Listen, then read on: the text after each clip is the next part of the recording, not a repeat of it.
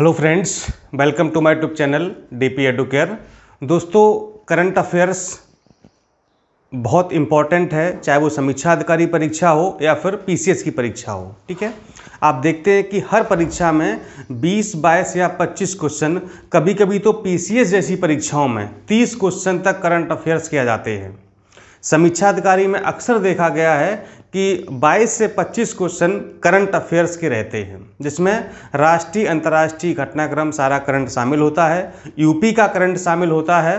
तो इसी के दृष्टिगत हम करंट पर ज़्यादा फोकस कर रहे हैं, क्योंकि 20, 22, 25 क्वेश्चन किसी भी विषय से नहीं आते हैं। मतलब कि अगर हम माने कि करंट अफेयर्स एक विषय है तो ये अपने आप में एक बड़ा विषय है। आप देखेंगे हिस्ट्री से, ज्योग्राफी से, पॉलिटी से, इकोनॉमिक्स से, साइंस से, किसी विषय से 22-25 क्वेश्चन नहीं आते हैं। लेकिन करंट अफेयर्स एक ऐसा विषय है, हालांकि ये जीएस का कोई विषय नहीं है, ठीक है, लेकिन करंट अफेयर्स है, चूंकि जीएस में 5 ही विषय होते हैं: इतिहास, भूगोल, संविधान एवं राज्यव्यवस्था, अर्थव्यवस्था और सामान्य विज्ञान। ठीक है, ये जीएस के कुल 5 विषय होते हैं, इन्हीं को कहा जाता है सामान्य अध्ययन। ठीक है, पर्यावरण ज्योग्राफी के अंतर्गत शामिल होता है। ठीक है, और जो करंट अफेयर्स है, ठीक है, ये भी एक हमारा सिलेबस का हिस्सा है, लेकिन ये हिस्सा इतना बड़ा है कि परीक्षा में इससे बहुत ज़्यादा क्वेश्चन पूछे जाते हैं। इसलिए हम करंट अफेयर्स पर बार बार फोकस करते हैं, आपको यहाँ पर पढ़ाते भी हैं, नोट्स भी प्रोवाइड करते हैं। एप्लीकेशन पर करंट की सीरीज भी चल रही है, और जब आपको हम टेस्ट सीरीज देंगे पीसीएस के लिए और समीक्षा अधिकारी के लिए, तब हम अलग से 5 या 7 करंट अफेयर्स की सीरीज आपको जरूर देंगे, ताकि आप करंट की प्रैक्टिस कर लें। और करंट अफेयर्स में जितने भी अभी तक प्रश्न बन सकते हैं वो सारे प्रश्न बनाने का प्रयास करेंगे, ताकि आप एक बार रिवीजन कर लें और कोई प्रश्न ऐसा ना हो मतलब कि अछूता रह जाए, जो परीक्षा में लगे कि ये नया है, ये हमने पढ़ा नहीं था। या तो वो आपने नोट्स में हमारे पढ़ा होगा, या सीरीज में पढ़ा होगा, या वीडियो में पढ़ा होगा, कहीं ना कहीं वो क्वेश्चन आपने जरूर पढ़ा होगा। ठीक है, इसलिए हम कई जगह से करंट को इकट्ठा करके उसका नोट्स बनवाते हैं, वो आपको प्रोवाइड करते हैं, यहाँ वीडियो बनाते हैं, फिर आपको सीरीज उपलब्ध कराते हैं। मतलब हमारा कहने का मतलब कि करंट अफेयर्स में कोई क्वेश्चन गलत नहीं होना चाहिए। ठीक है, करंट अफेयर्स की आपको वीकली सीरीज भी देते हैं, मंथली सीरीज देते हैं, उसके लिए अलग से ग्रुप है, जीएस का ग्रुप है। ठीक है, तो वहाँ पर आप वीकली करंट अफेयर्स प्राप्त कर सकते हैं, मंथली करंट अफेयर्स प्राप्त कर सकते हैं, और पिछले सितंबर 2020 से लेकर के जुलाई 2021 तक का 1 साल का पूरा करंट अफेयर्स आपको हम उपलब्ध कराएंगे। चूँकि आरओ की परीक्षा 1 अगस्त को है, तो मुझे लगता है कि मैक्सिमम जब पूछा जाएगा तो 15 जुलाई 2021 तक का करंट अफेयर्स पूछा जाएगा, जो मैक्सिमम। ठीक है, चूँकि 15-20 दिन पहले या 1 महीने पहले पेपर बन जाता है। ठीक है, तो इससे अधिक नहीं पूछा जाएगा। इसलिए हमारी पूरी कोशिश यही रहेगी कि करंट अफेयर्स का आपका कोई भी क्वेश्चन गलत नहीं होना चाहिए। ठीक है, इसके लिए आप हमारे ग्रुप में जुड़ सकते हैं। ग्रुप में जुड़ने के लिए एक नंबर आपको देते हैं, 6393350769। ठीक है, इस नंबर पर आप नोट्स लिख करके या करंट नोट्स लिख करके व्हाट्सएप कर दीजिए, तो आपको हमारे करंट वाले या जीएस वाले ग्रुप में जोड़ लिया जाएगा, जहां पर जीएस के कंप्लीट नोट्स, हिंदी के complete notes, UP special, current affairs, जनगणना, बजट, इकोनॉमिक सर्वे, करंट के आंकड़े सारे आपको उपलब्ध कराए जाएंगे। ठीक है, सुबह 10 बजे से लेकर के शाम को 6 बजे तक आप कॉल भी कर सकते हैं, अपनी समस्याओं का समाधान पा सकते हैं, जो भी आपकी क्वेरी हो उसको आप सॉल्व करवा सकते हैं। ठीक है, तो इस नंबर पर नोट्स लिख करके आप व्हाट्सएप कर दीजिए, जहां पर आपको करंट अफेयर्स और जीएस वाले ग्रुप में जोड़ लिया जाएगा। ठीक है, उसकी जुड़ने की प्रक्रिया क्या है वो आपको ही मैसेज के माध्यम से बताई जाएगी। ठीक है, चलिए तो फिलहाल करंट अफेयर्स शुरू करते हैं। इसमें मार्च और अप्रैल का करंट अफेयर्स मिक्स है। ठीक है, ऐसे आपको कई सारे हम बैक टू बैक वीडियो देंगे, हफ्ते में 2-4 वीडियो आपको मिल जाएंगे, ताकि जो है पूरा आपका तैयार होता रहे। ठीक है, चलिए पहला है देश का पहला कृषि आधारित सोलर प्लांट। ठीक है,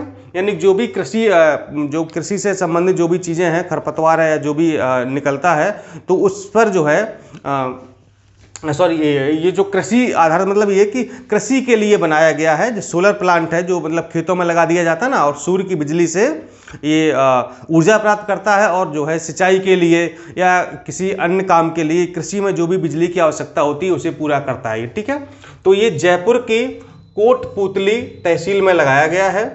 हर साल 17 लाख यूनिट बिजली का उत्पादन किया जाएगा, और अब किसानों को दिन के समय आसानी से बिजली मिल सकेगी। ठीक है, आपको पता है कि बड़ी बड़ी सोलर जो प्लेटें होती हैं वो खेतों में लगा दी जाएंगी। ठीक, और उससे बिजली का उत्पादन होगा। ठीक है, तो किसान अपने पंप सेट हैं, ट्यूबवेल हैं, ठीक है, या जो भी इलेक्ट्रॉनिक डिवाइसेस हैं, चाहे वो कृषि के लिए हों, खेती के लिए या फिर पानी निकालने के लिए हों, तो जो बिजली उत्पादित होगी उसके लिए वो इस्तेमाल कर पाएंगे। ठीक है, इसमें बैटरी नहीं होगी, इसलिए ये रात के समय काम नहीं करेगा। ठीक है, अब चूंकि बैटरी अगर लगा दी जाए तो ऊर्जा स्टोर भी हो जाए, उसको हम कभी भी इस्तेमाल कर सकते हैं। ठीक है, तो यहाँ पर क्या है, चूंकि इतनी बड़ी बड़ी बैटरी लगा पाना संभव नहीं है, तो दिन में जो सूर्य की रोशनी आएगी उससे जो ऊर्जा मिलेगी उससे बिजली उत्पादित होगी, तो दिन के समय किसान बिजली की खपत को पूरा कर सकते हैं। ठीक है, पंप सेट के लिए, ट्यूबवेल के लिए या अन्य जो भी खेती से संबंधित, खेती किसानी से संबंधित जो भी चीज़ें हैं, जो भी इक्विपमेंट हैं, उनको वो चला सकते हैं। ठीक है, और इसमें प्रतिवर्ष 17 लाख यूनिट बिजली उत्पादित की जाएगी। ठीक है, नेक्स्ट है चेनाब ब्रिज। ये विश्व का सबसे ऊंचा रेलवे ब्रिज है जो कि चेनाब नदी पर जम्मू कश्मीर में बनाया गया है। ठीक है, आपको पता है कि चेनाब नदी कहाँ पर बहती है, जम्मू कश्मीर में बहती है। तो जम्मू कश्मीर में ये विश्व का सबसे ऊंचा रेलवे ब्रिज बनाया गया, यानी कि इस पर इससे होकर के रेलें गुजरेंगी। इसकी ऊंचाई जो है चेनाब नदी के तल से 359 मीटर है। कितनी? 359 मीटर है, बहुत ऊंचा है, लगभग 350 मीटर ऊंचा है। और इसकी लंबाई 1.8 किलोमीटर है। इसका निर्माण जो है उधमपुर श्रीनगर बारामूला रेलवे लिंक परियोजना के हिस्से के रूप में किया गया है और इसकी लागत लगभग 1486 करोड़ रुपए आई है। ठीक है, तो ये विश्व का सबसे ऊंचा रेलवे ब्रिज है। कहाँ बनाया गया है? जम्मू कश्मीर में चिनाब नदी पर बनाया गया है। ऊंचाई है 359 मीटर, ऊंचाई याद रखिएगा। ठीक है, नेक्स्ट है मधु क्रांति पोर्टल। देखिए, हम जो करंट अफेयर्स यहाँ पर लिख रहे हैं ना, ये बहुत इंपॉर्टेंट है। ठीक है, बाकी तो बहुत सारा करंट होता है, लेकिन यहाँ पर जो दे रहे हैं आपको, जो वीडियो में पढ़ा रहे हैं, इतनी हम मेहनत कर रहे हैं, घंटे 1.5 घंटे लिखने में लग जाता है, फिर वीडियो बनाते हैं, फिर आपको अपलोड करते हैं, तो 2-3 घंटे मतलब एक वीडियो में चला जाता है। लेकिन हम इतनी मेहनत क्यों कर रहे हैं? इसलिए कर रहे हैं ताकि आप जो है इतने महत्वपूर्ण करंट अफेयर से वंचित ना रह जाएं। ठीक है, बाकी कंप्लीट पीडीएफ तो आपको ग्रुप में मिलेगी ही। ठीक है, लेकिन यहाँ पर ऐसा करंट अफेयर्स है जो परीक्षा की दृष्टि से बहुत ज़्यादा इंपॉर्टेंट है। ठीक है, इसलिए हम छांट करके जो इंपॉर्टेंट होता है, मतलब मैं अपने हिसाब से छांटा हूँ कि हाँ, मतलब पिछले अनुभवों के आधार पर कि परीक्षा में ये आ सकता है कि नहीं आ सकता है, इस टॉपिक से प्रश्न पूछे जाते हैं कि नहीं पूछे जाते हैं, इसलिए हम लेकर यहाँ पर आते हैं। ठीक है, नेक्स्ट है मधु क्रांति पोर्टल। तो ये कृषि और कृषि कल्याण मंत्रालय के द्वारा लॉन्च किया गया है। ये शहद और अन्य मधु उत्पादों को ऑनलाइन उपलब्ध कराने के लिए बनाया गया है। ठीक है, जैसे आप शहद है या जो भी और भी शहद से संबंधित प्रोडक्ट हैं, तो उनको ऑनलाइन आप मंगा सकते हैं, ऑनलाइन उसकी जो है मार्केटिंग की जाएगी। तो ये मधु क्रांति पोर्टल लॉन्च किया गया है कृषि और कृषि कल्याण मंत्रालय के द्वारा। यह पोर्टल शहद की गुणवत्ता और मिलावट के स्रोत की जांच करने में मदद करेगा। ठीक है, जैसे अभी आप जो मार्केट से शहद लेते हैं, ठीक है, चाहे वो किसी भी कंपनी का हो, कई सारी कंपनियां हैं वो मार्केट में आपको शहद उपलब्ध कराती हैं, तो अब वो कितना शुद्ध है कितना अशुद्ध है ये कैसे पता चलेगा? ठीक है, तो ये जो पोर्टल है, इसके माध्यम से आप जो शहद की उसकी गुणवत्ता कितनी है, उसमें क्या मिलावट की गई है, चीनी मिली है या कुछ और मिला है, तो इन सब की आप जाँच भली भांति कर पाएंगे। कृषि और किसान कल्याण मंत्री कौन है? नरेंद्र सिंह जी तोमर जी। ठीक है, नेक्स्ट है लैब ऑन व्हील्स, बहुत इंपॉर्टेंट है। ये दिल्ली सरकार के द्वारा एक कार्यक्रम लॉन्च किया गया है। इसमें छात्रों को कंप्यूटर सिखाया जाएगा। ठीक है, छात्रों को कंप्यूटर सिखाने के लिए दिल्ली सरकार का ये कार्यक्रम है और इसे दिल्ली टेक्नोलॉजिकल यूनिवर्सिटी, ठीक है, DTU द्वारा तैयार किया गया है और इसमें विशेष वाहन जिसे लैब ऑन व्हील्स कहा गया है, स्कूली छात्रों की शिक्षा को आगे बढ़ाने में विशेष भूमिका निभाएगा। ठीक है, और इस लैब में छात्रों को कंप्यूटर और 3D प्रिंटिंग के गुण सिखाए जाएंगे। यानी कि एक वाहन है, ठीक है, एक वाहन है और उसमें पूरी जो है लेबोरेटरी लैब बनाई गई है, कंप्यूटर की लैब बनाई गई है, सारी अत्याधुनिक मशीनें और कंप्यूटर उपलब्ध हैं। वो स्कूलों में जाएंगे और वहाँ पर बच्चों को तकनीकी गुण सिखाएंगे। ठीक है, जैसे कि कंप्यूटर कैसे चलाया जाता है या कंप्यूटर से संबंधित और भी जानकारी है, 3D प्रिंटिंग है। ठीक है, मतलब जो भी आधुनिक तकनीकें हैं उनको सिखाने के लिए और बच्चों को उससे रूबरू कराने के लिए, बच्चों में उन गुणों को विकसित करने के लिए ये लैब ऑन व्हील्स तैयार किया गया है दिल्ली सरकार द्वारा, जो स्कूलों में जा जाकर, ठीक है, बच्चों को आना नहीं है, ठीक, आज इस स्कूल में चला गया, कल उस स्कूल में चला गया, परसों कहीं और चला गया, इस तरीके से बच्चों को ट्रेनिंग दी जाएगी, ठीक, अच्छी पहल है। नेक्स्ट है पश्चिम मध्य रेलवे। यह देश का पूरी तरह से विद्युतीकृत क्षेत्र बन गया है, ठीक है, पश्चिम मध्य रेलवे है, तो इसमें जितनी भी लाइनें हैं, इसकी लगभग 3012 किलोमीटर की यहाँ पर लाइनें हैं, रेलवे लाइन, वो पूरी तरह से विद्युतीकृत हो गई है, ठीक है, सब में इलेक्ट्रिसिटी हो गई है। अब कहीं भी भाप और कोयला से चलने वाले इंजन यहाँ पर आपको इस जोन में दिखाई नहीं देंगे। तो इस जोन के अंतर्गत 3012 किलोमीटर की पूरी लाइन विद्युतीकृत हो चुकी है और यह देश का पहला पूरी तरह से विद्युतीकृत रेलवे जोन बन गया है, रेलवे क्षेत्र बन गया। कौन? पश्चिम मध्य रेलवे। काफ़ी इंपॉर्टेंट है, पूछा जा सकता है कि निम्न में से कौन सा रेलवे का जोन पूरी तरह से विद्युतीकृत हो गया, ठीक, उत्तर मध्य रेलवे, पश्चिम मध्य रेलवे, उत्तर रेलवे या मध्य रेलवे, इस तरीके से पूछा जा सकता है। नेक्स्ट है संकल्प से सिद्धि पहल, ठीक है, तो यह एक 100 दिन का अभियान है। कितने दिन का? 100 दिन का अभियान है और इसमें 1500 गांवों को कवर करने का प्रयास किया गया है कि 1500 गांवों को कवर किया जाएगा, ये उद्देश्य रखा गया, लक्ष्य रखा गया है। इस कार्यक्रम का उद्देश्य क्या है कि आदिवासी गांवों में स्थित वन धन विकास केंद्रों में जनजातीय आबादी के लिए क्षमता निर्माण, प्रशिक्षण और कौशल उन्नयन सुविधाएं प्रदान करना, ठीक है। ये संकल्प से सिद्धि कार्यक्रम है, इसमें क्या होगा, ये जो है विशेषतः जो जनजातीय इलाके के गांव हैं उनके लिए ये कार्यक्रम चलाया गया है और उन लोगों में क्षमता निर्माण प्रशिक्षण, यानी कि जो उनके अंदर कौशल है, जो गुण है, उनको और विकसित करना ताकि वो आत्मनिर्भर हो सकें और कौशल उन्नयन सुविधाएं प्रदान करना, यानी कि जो भी उनके अंदर कौशल है उससे संबंधित उनको सुविधाएं उपलब्ध कराई जाएं ताकि वो अपनी कला को, अपने हुनर को आगे बढ़ा सकें, अपनी आजीविका प्राप्त कर सकें, अपना रोजगार प्राप्त करें और आत्मनिर्भर बन सकें, ठीक है। तो विशेषता ये आदिवासी या जनजाति लोगों के लिए बनाए गए कार्यक्रम शुरू किया गया है और ये पूरे 100 दिन का कार्यक्रम है और इसमें लक्ष्य हमारा है 1500 गाँवों को कवर करना, यानी कि जो आदिवासी गाँव हैं उन गाँवों को कवर करना, वहाँ पर जाना और उनके अंदर इन चीज़ों का विकास करना, ये हमारा मूल उद्देश्य होगा। नेक्स्ट है इंदिरा साहनीवाद पर पुनर्विचार, ठीक है, तो आपको पता होना चाहिए जो इंदिरा साहनीवाद है ये 1992 में एक केस हुआ था, ठीक, और इसमें बताया गया था कि जो आरक्षण है, ठीक है, वो 50% से ज़्यादा नहीं होना चाहिए, ठीक है, जो मतलब आरक्षित वर्ग है उनको आरक्षण जो है 50% से अधिक नहीं होना चाहिए, ठीक है। तो इसी संबंधित है, तो सुप्रीम कोर्ट द्वारा मार्च में पुनर्विचार पर जो एक पुनर्विचार याचिका दायर की है किसी ने, ठीक है, उस पर सुनवाई प्रारंभ हुई है और यह केस 1992 का है जिसके तहत 50% आरक्षण की सीमा निर्धारित की गई थी कि किसी भी हालत में 50% से ज़्यादा आरक्षण नहीं होगा आरक्षित वर्ग के लिए, ठीक है।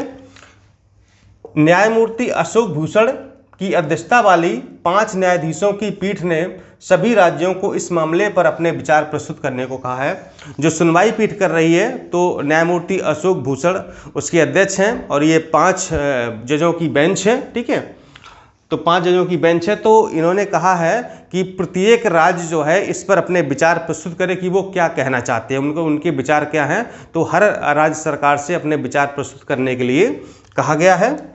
और ये विवाद क्यों उठा है? क्योंकि महाराष्ट्र में हाल ही में मराठों को 14% जो आरक्षण देने का मामला तूल पकड़ा है इसी वजह से, ठीक है। अब चूंकि 50% आरक्षण ऑलरेडी है, ठीक है, और 14% अगर और दे दिया जाएगा मराठों को तो ये 64% हो जाएगा, यानी कि इस वाद का उल्लंघन हो रहा है जो इंदिरा साहनी वाद था 1992 में, जिसमें कहा गया था कि जो है इसमें आरक्षण जो है 50% से ज़्यादा नहीं होना चाहिए, ठीक है। हालांकि अभी जो 103वां संविधान संशोधन हुआ है जिसमें 10% आर्थिक रूप से जो सवर्ण है उनको EBS जिसको कहा गया EWS, ठीक है, इकोनॉमिकली बैकवर्ड क्लास, ठीक है, तो उनको जो आरक्षण दिया गया है वो भी इसी चीज़ का एक तरह से उल्लंघन ही कहा जाएगा या मतलब इससे संबंधित मामला है, ठीक है।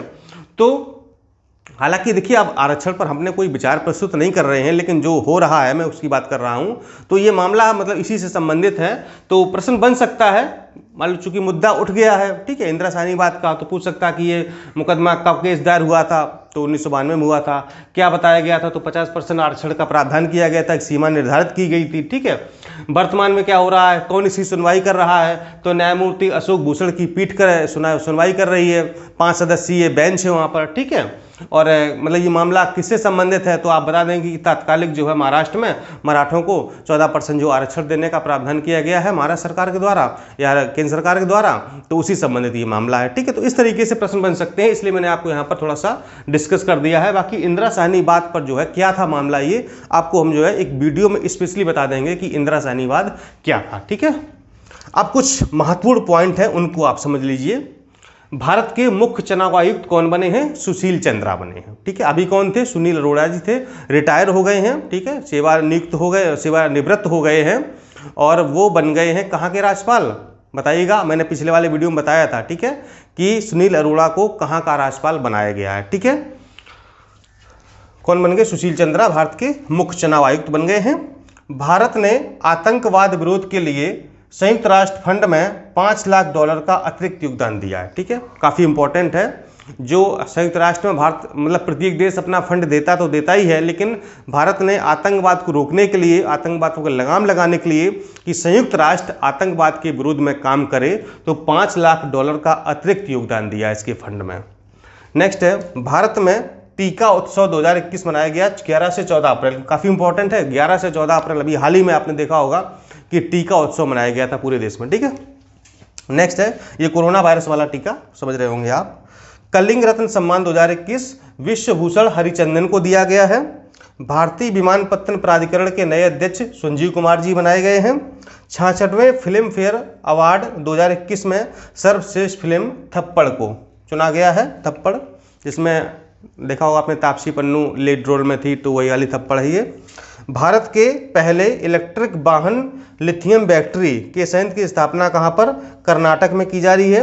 आप देखते हैं कि जो हमारे वाहन होते हैं, चाहे मोबाइल की बैटरी हो, कंप्यूटर की हो, जो इलेक्ट्रिक वाहन है, इलेक्ट्रिक कारें हो, बसें हो, सबकी बैटरी किसकी होती है, लिथियम की बनी होती है, ठीक है। और मतलब इसमें जो है महारत किसको हासिल है, चाइना बना रहा है, ठीक है। लेकिन अब भारत में भी लिथियम बैटरी का जो है प्लांट लगाया गया है कर्नाटक में, तो हमारी जो निर्भरता चीन के ऊपर है वो कुछ हद तक कम होगी। ये प्लांट लग जाएगा तो अब भारत में भी लिथियम बैटरी बन सकेंगी, जिनसे मोबाइल की हो, चाहे लैपटॉप कंप्यूटर की हो, ठीक है, या इलेक्ट्रिक जो वाहन हैं, कारें हैं, बसें हैं, जो भी आ रही हैं उनके लिए, ठीक है। और बीजेपी का 41वां स्थापना दिवस मनाया गया अभी हाल ही में 2021 को, 14 अप्रैल 2021 को, 6 अप्रैल 2021 को बीजेपी का 41वां स्थापना दिवस मनाया गया। 6 अप्रैल 1980 को भारतीय जनता पार्टी की स्थापना की गई थी, ठीक है। तो इतना था आज का करंट अफेयर्स। में लग रहा करीब अगर क्वेश्चन इसमें से पूरे से बनाए जाएं तो कम से कम 15 से 20 क्वेश्चन आराम से बन सकते हैं, ठीक है। हालांकि उसके लिए आप निश्चिंत रहिए, हम क्वेश्चन ऑलरेडी बनवा रहे हैं, सीरीज बन रही है, ठीक है। वो आपको टेस्ट सीरीज के साथ मिलेगी, पीसीएस वाली सीरीज के साथ भी, और जो समीक्षा आधिकारिक सीरीज है उसके साथ भी आपको मिलेगी, ठीक है। पीसीएस के लिए टेस्ट सीरीज जल्दी ही 2-4 दिन में स्टार्ट होने वाली है, आप लोग बिल्कुल निश्चिंत रहिए। और समीक्षा अधिकारी की भी 13 जून का जैसे एग्जाम समाप्त होगा पीसीएस का, उसके बाद जो है समीक्षा अधिकारिक सीरीज भी लॉन्च कर दी जाएगी, ठीक है। उम्मीद करता हूं कि आपको ये वीडियो पसंद आया होगा, ठीक है। अगर आपके कोई सुझाव हैं या आपकी कोई और आप कोई जानकारी चाहते हैं या किसी स्पेशल टॉपिक पर वीडियो बनवाना चाहते हैं, कुछ जानकारी चाहते हैं, तो आप कमेंट बॉक्स में लिख सकते हैं, उस पर वीडियो हम बना देंगे। नमस्कार, धन्यवाद।